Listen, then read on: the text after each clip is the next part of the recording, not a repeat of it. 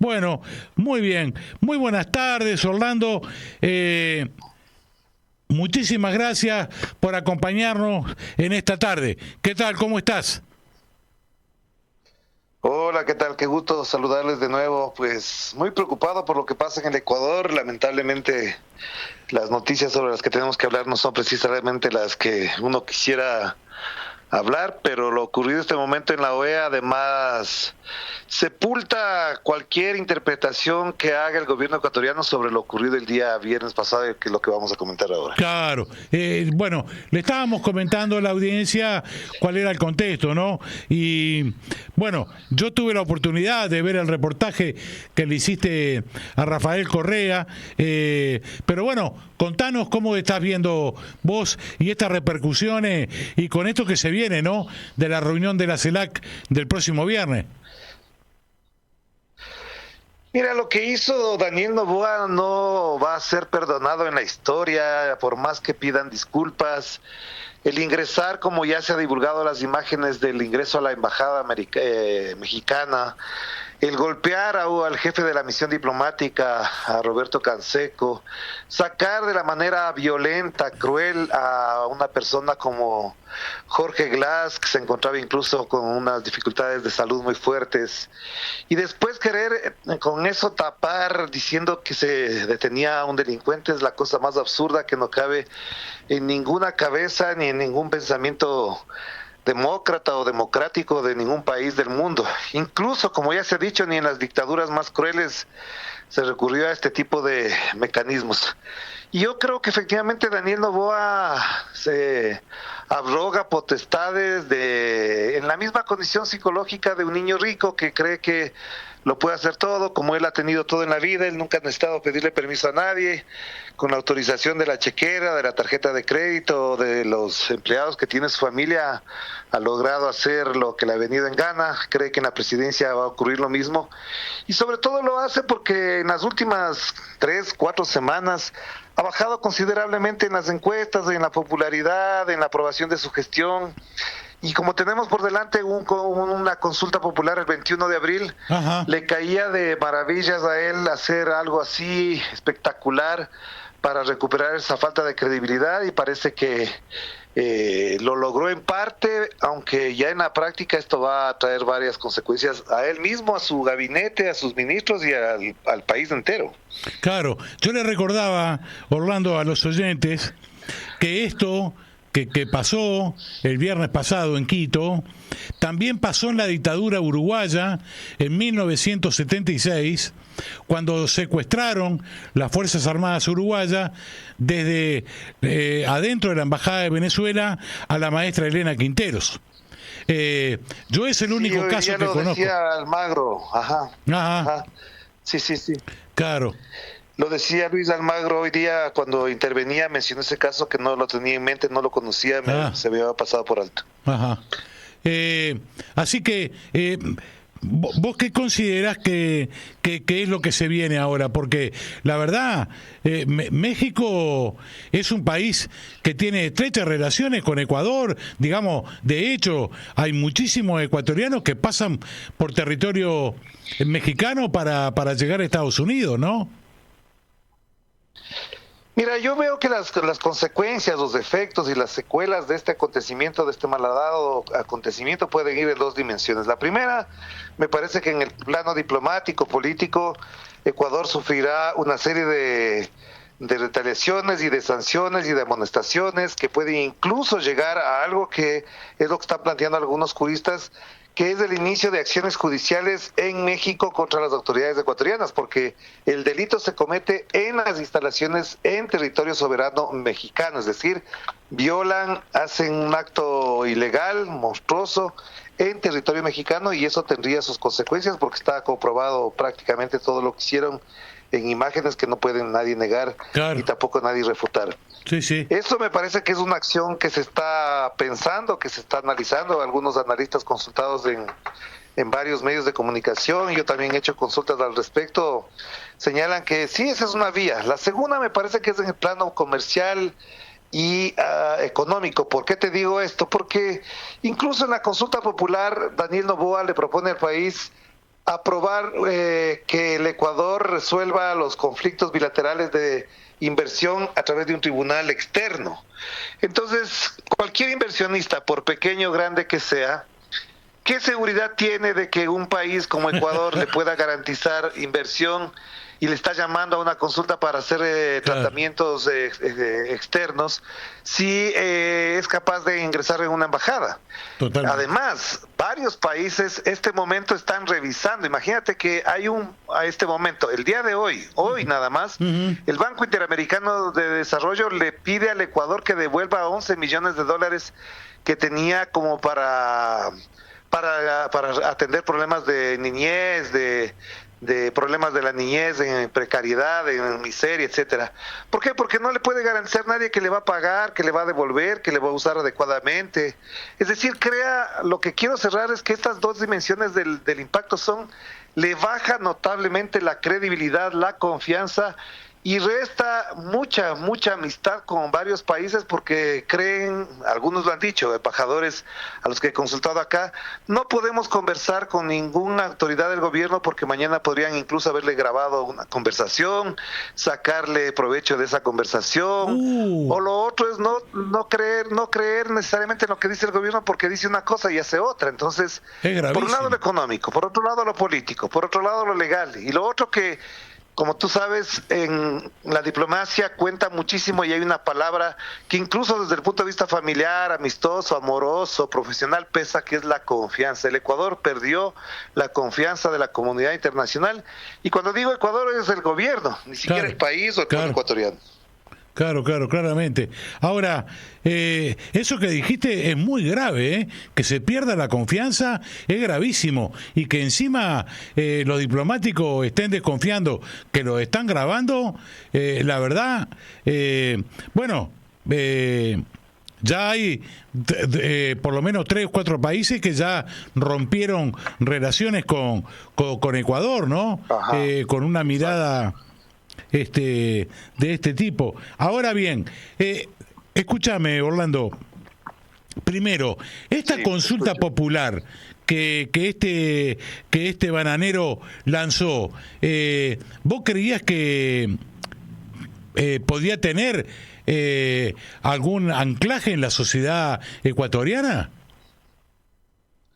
Mira, es que esta consulta popular tiene dos cosas que son fundamentales. Primero, es innecesaria, no sirve para nada, no hay un impacto directo, nuevo, por un lado, y la otra tiene un gancho muy venenoso que tiene que ver con que primero en la primera parte de la consulta hay un pedido de aprobación para que las Fuerzas Armadas tengan mayores facultades y atribuciones en la lucha contra el crimen organizado, lo cual nadie va a estar en contra. Pero la segunda parte tiene 3 cosas que son graves. Una es que pide que se reforme la Constitución para que se apruebe el trabajo por horas, es decir, que los trabajadores ecuatorianos ya no tengan derechos laborales, que ya no tengan seguridad social, sino que puedan trabajar por horas en condiciones muy precarias, y hasta ahora ni siquiera las autoridades dicen cuál va a ser el reglamento en caso de aprobarse. 2, plantea lo que te decía, que unos tribunales internacionales sean los que resuelvan los conflictos con empresas transnacionales, y 3, está planteando la extradición como un mecanismo para combatir el narcotráfico. Esas 3 preguntas en el Ecuador han tenido un alto rechazo. Ya la propuso, sobre la extradición, ya la propuso Lasso hace un año, en febrero del año pasado, y también tuvo rechazo. Las otras obviamente podrían haber sido tramitadas por la Asamblea, pero como es un gancho, es como un caramelito envuelto en veneno, la gente ha comenzado a cambiar. Este momento nadie puede asegurar que Noboa gane esa consulta popular, que tiene otra intención, es darle un cheque en blanco para que pueda tomar las medidas que por ahora no las puede tomar y que son del recetario del Fondo Monetario Internacional. Este momento, en esta semana se encuentran los funcionarios del Fondo Monetario Internacional analizando, revisando cuentas para proponerle un paquete de medidas que solamente se aprobarían si es que gana la consulta popular el próximo 21 de abril. Si no lo gana, va a perder toda credibilidad, y al mismo tiempo muchos analistas han dicho que esta consulta popular es el calentamiento, la preparación para las elecciones presidenciales del 2025, que serían en febrero del próximo año. Claro. Y la reacción de los parlamentarios ecuatorianos. Yo vi algunas declaraciones muy fuertes de distintos partidos, digo, sobre lo que sucedió el viernes pasado. Mira, ahí también hay una paradoja, para decirlo de alguna manera, Ajá. porque si bien es cierto que Daniel Noboa no es el mejor aliado de algunos partidos políticos, como se trata de un militante de la Revolución Ciudadana, Jorge Glass, algunos han preferido callarse, han querido matizar, diciendo que sí hay que combatir la corrupción, que no se puede socapar la impunidad y que por lo tanto suavizan un poco el mensaje diciendo que se debió detener, pero no era la forma más adecuada, que había que buscar otros mecanismos, etcétera, etcétera.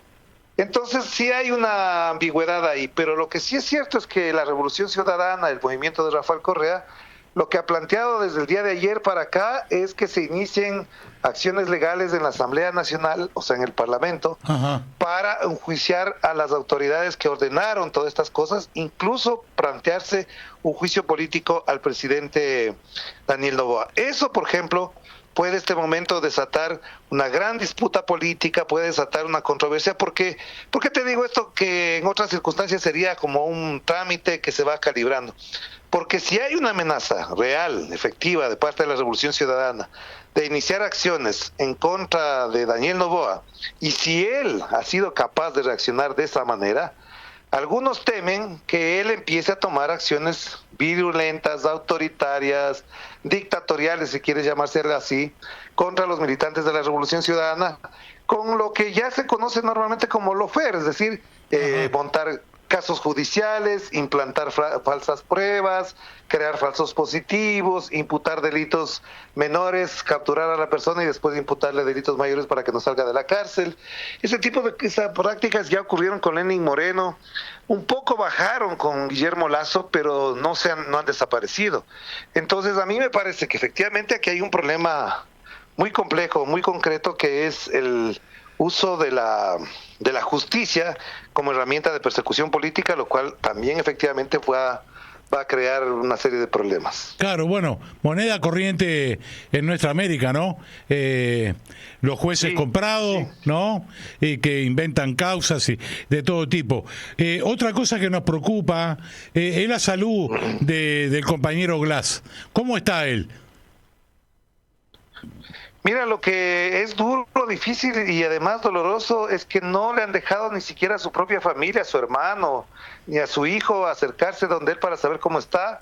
Se tiene conocimiento que hace pocos minutos, o sea, quizás una hora o algo más, le sacaron del Hospital Naval de Guayaquil y le llevaron a la cárcel de máxima seguridad que se llama La Roca, acá en el Ecuador.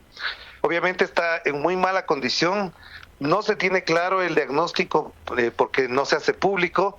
Pero lo que se supone es que primero estaba muy afectado de salud porque la forma en la que le sacaron, golpeado, agredido, prácticamente torturado para poder salir de la embajada mexicana, ya le infligió algunas heridas y algunos malestares, digamos, en su cuerpo, a tal punto que no podía ni caminar. Y por otro lado, porque él tiene una serie de falencias en su organismo, enfermedades, por ejemplo, se hizo una operación cervical hace 1 año y medio más o menos, y obviamente salir forcejeando, etcétera, le puede causar molestias, y también tiene, producto de haber estado 5 años en la cárcel, tenía tratamiento con ansiolíticos, etcétera, es decir, y sin contar con esas medicinas, sin una atención médica adecuada, eso lleva a cuadros depresivos muy profundos. Entonces es una situación lamentable, dolorosa, digo, muy dramática para una persona que ni es un delincuente común ni nada por el estilo, y por otro lado ha sido víctima de una persecución implacable que ha visto en él un gran trofeo de la derecha ecuatoriana en contra de la Revolución Ciudadana. Claro, claramente. Orlando, entonces vos decís que el panorama, por lo que viene, que puede ser que haya un pedido de juicio político a este señor, al presidente Noboa, que puede desatar en algo mucho más grave de lo que estamos viviendo. Mire, es que ahí yo sí creo que dado el talante con el cual se muestra ahora Daniel Noboa, todo es posible. O sea, si fueron capaces de meterse en una embajada, si fueron capaces de secuestrar a un ex vicepresidente que tenía asilo político, ya muchas personas dicen con absoluta claridad y frontalidad, este señor es capaz de cualquier cosa. Entonces, lo que han intentado y casi lo han logrado es sembrar miedo, sembrar temor y atemorizar a la gente para que no pueda protestar, porque está mandando un mensaje muy perverso, y es: a mí no me molestan, a mí no me joden, como se dice vulgarmente, Ajá. porque yo les puedo meter preso a cualquiera. Y en esas circunstancias, a mí me parece que incluso hay algunas personas que son muy cautelosas, toman mucha distancia de cualquier acción más abierta, más frontal, pensando que obviamente este señor, de hecho, hoy día en la tarde, la asambleísta de la Revolución Ciudadana, Yajaira Urresta, ha mostrado imágenes de cómo policías le persiguen en su barrio, solamente porque ella fue la primera en que apareció junto a Jorge Glass cuando lo tenían detenido en una unidad de flagrancia, se llama acá, que es la unidad a la que les llevan a los que están recién detenidos. Ajá. Y ella ya está denunciando que le están acosando, hostigando con motocicletas de la policía alrededor de su casa, haciéndole bulla para atemorizarle y para hostigarle. Entonces, obviamente, si es que algún tipo de reacción puede haber, será quizás mínima, hasta calibrar, valorar hasta dónde se pueden extender las expresiones de rechazo. Claro. Orlando, te queremos agradecer enormemente, te queremos felicitar por la cobertura que estás haciendo, te estamos siguiendo. La verdad, le mandamos un abrazo enorme al pueblo ecuatoriano, que seguramente va a saber salir de esta situación. Muchísimas gracias por el contacto, Claro que sí. Orlando. Gracias a ti, un abrazo, que estén muy bien. Chao, chao. Chau, chau.